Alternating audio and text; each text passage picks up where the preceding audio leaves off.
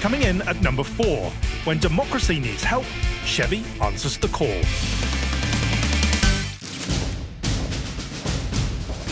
In 1940, Hitler's armies rampage across Europe, and the Nazi regime seems unstoppable. At the time, the Allies have the manpower, but lack the tools to properly fight back. There was always a strong connection between Detroit and the military.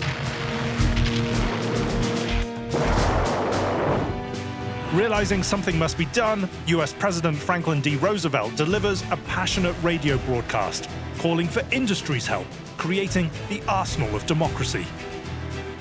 The American automakers stepped up and said, okay, we're going to get into this and we're going to finance it and help. American manufacturing rushes to help, and in particular, the Detroit Big Three car makers rise to the occasion. Detroit factories were converted into wartime production. Like every GM division, they had a huge wartime operation. Turning out air-cooled airplane engines, turning them out with the same know-how, the same mass production methods that went into the making of automobiles. Nearly overnight, the city ceases its automotive production and morphs into a wartime supplier. The conversion of those plants from car making to war production was extremely quick. It's astounding. Chevy actually had a pretty significant role in World War II. They shifted a lot of their production to making tanks and trucks. They also, made munitions. In just a matter of weeks, plants that had been building engines for cars were converted to aircraft engine production.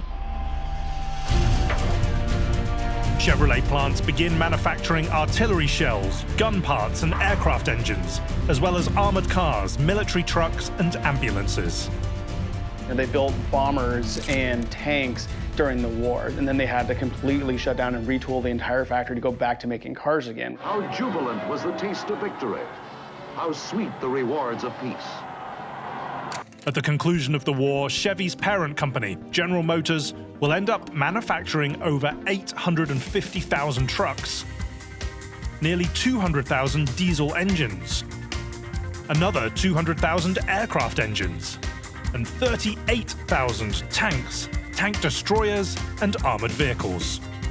All told, it's nearly $12 billion worth of war material and the largest commercial to military war production effort in American history. Chevrolet, like every other GM division, played an important role in the war.